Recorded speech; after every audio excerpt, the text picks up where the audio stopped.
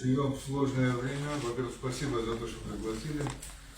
Вот, что я хотел бы сказать. Да, внимательно слушал все выступления.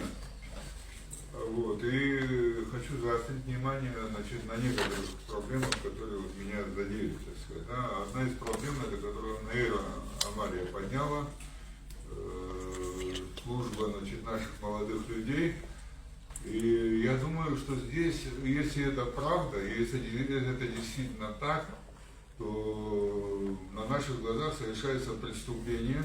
Есть у нас все органы власти, в том числе военная прокуратура и так далее, и так далее. Здесь Рауль Валерьевич, наверное, где-то пометит у себя, значит, чтобы принять какие-то меры в этом направлении. Без всякого сомнения, надо как-то эту вещь не оставлять без реагирования. Вот, это первое. Второе. Нынешнее время немножко другое. Да? Та война, которая была 30 лет назад, участники, многие из присутствующих здесь участники этой войны, да? Нынешнее время совершенно другая война. Вот только что я читал, значит, в одном из телеграм-каналов, да, в Екатеринбурге, по-моему, если не ошибаюсь, в детских садах уже начинают учить детей управлять дронами. Я уже не говорю о школах, да, в детских садах. А в каком состоянии у нас это, значит, находится в Абхазии? Надо посмотреть, наверное, и тут же не только Министерство обороны должно заниматься, а все общество как бы заниматься этим направлением. И должно быть сориентировано соответствующим образом. Образовательная система соответствующим образом. Дальше. Когда мы говорим о том, что не дай Бог начнем что-то, да, и никто не знает там, куда чего бежать, да, но, Господи, это же вопрос выеденного яйца не стоит, по большому счету. Есть у нас военкомат, военком, все мы приписаны каким-то военкоматам, и, собственно говоря, по этой цепочке можно передать и организовывать сборы, там, я не знаю, раз в год, наверное, какие-то сборы проходят. Это тоже совершенно не проблема.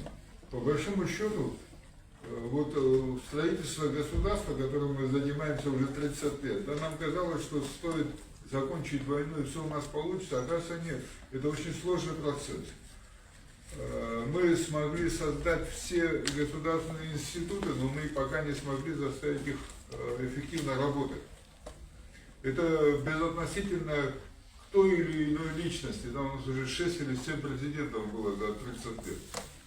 Это наша общая беда на самом деле.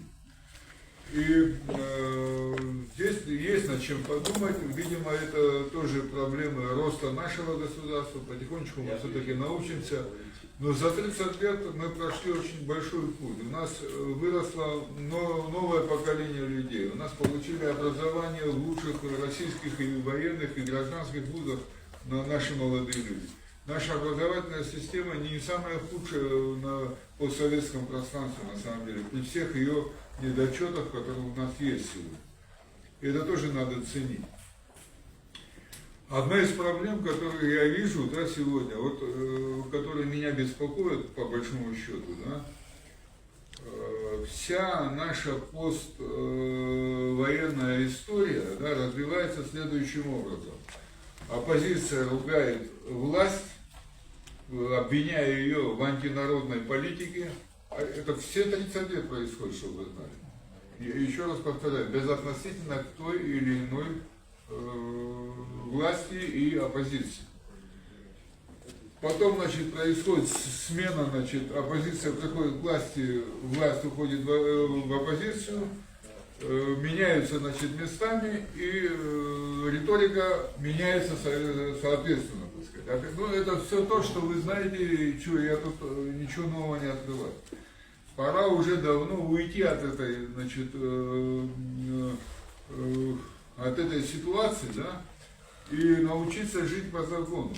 Выиграла та или иная команда выборы, да, вот 5 лет есть у них, пускай они работают, соответственно, оппозиция должна быть без всякого сомнения, чтобы указывать на те проблемы, недочеты, недостатки, которые есть. Но делать это в цивилизованной форме.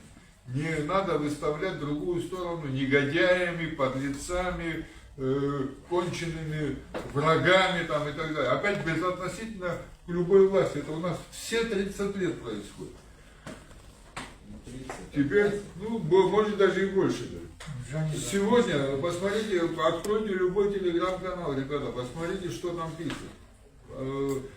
Какая риторика используется. Такую риторику, а там нету абхазской риторики на самом деле. У абхазцев вот в отношении даже врага такие, значит, вещи себе не позволяют, которые иногда читаешь в телеграм-каналах. Это ваши московские друзья пишут. Как? Московские ваши. Подожди секундочку. Нас, москвичей, вы все не любите, конечно. Конечно, не любите. Да. Кто нас любит? Но поверьте, что здесь внутри хватает тоже героев. Да. Почитайте телеграм-каналы, которые, значит, пишут и в одну, и в другую сторону. Все москвичи Опять никого не поддерживают. апартаменты продавать. Одну секунду, я могу свое мнение высказать? Да. В конце концов. Если все было бы у нас хорошо, мы бы не пришли бы к этой ситуации. Поэтому объясняю. Опять обращаюсь к Равлю Валерьевичу как представителю власти. Значит, наверное, всем известно, во всяком случае, власти знают, кто там, значит, и упражняется в этих телеграм-каналах. Я честно вам скажу, такие вещи просто недопустимы, которые иногда читаешь, а читает это весь мир. Ну ладно бы оскорбление людей, это пережить еще можно, да, уже мы все попривыкли к этому. Но ведь формируется та ситуация, которой нету. Вот здесь мы сидим уже 1,5 или 2 часа. Я что-то ни разу не услышал антироссийских выступлений здесь, да. Я ни разу не услышал здесь про турецких каких-то, значит, поползновений, так сказать, и так далее. Вот рядом сидит. А почитайте телеграм-каналы. Вы все это прочитаете, то, чего нету в реальной жизни. Вы понимаете? Ну ладно, мы-то с вами знаем. Но это же все влияет на большую другую аудиторию, российскую. Понимаете? Вот с чем надо бороться. Но начать надо каждому самого себя. Вот это я всех вас призываю, ко всем отношусь с уважением, так сказать, да, но чуть-чуть попридержите коней. На самом деле ситуация очень непростая международная.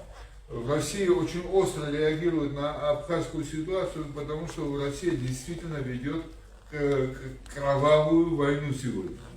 Кровавую. Уже еще там пару месяцев и будет уже больше, чем идет Великая Отечественная война по срокам, понимаете? И конца не видно. Я думаю, что Путин давно мог бы выиграть эту войну, но надо же ответить себе на вопрос, а что есть победа, понимаете? Разбомбить, допустим, ту же Банковую улицу, да, в Киеве, и точно попасть в то место, где находится президент, я думаю, никаких проблем не составляет для российской разведки и так далее. Но что делать дальше?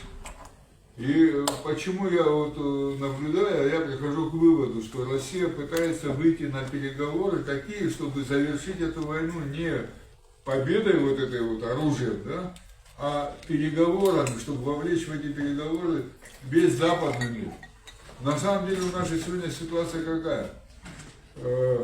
Либо, значит, российская сторона, да, русский мир, так называемый, либо, значит, западный мир. Все эти процессы, которые вот сейчас происходят, я не знаю, правильно это выражать, Западный Кавказ или там Южный Кавказ, да, ну, Закавказье, да, это более привычно в моем понимании. Они, на самом деле, все имеют антироссийскую историю. Хотя называйте как угодно это дело, да, но все это имеет антироссийскую историю. И ситуация очень интересно меняется. Если вчера, допустим, оплотом России на Кавказе была Армения, да, а Грузия и Азербайджан соблюдал какой-то нейтралитет, а Грузия была, значит, против России, то сегодня ситуация разворачивается совершенно по-другому. И оказывается, да, и оказывается, ничего невозможного в этом мире нету. Все меняется. Не меняемся только мы, абхазы. И у нас единственный выход и выбор — это сегодня Россия. Мы по-другому не выживем просто. В общем, и мы все это понимаем. Мы остаемся единственными понятными, последовательными друзьями России. Поэтому не расслабляйтесь, будьте бдительны, желаю вам всего самого доброго. Слава Ильич, а вот можно вопрос вам?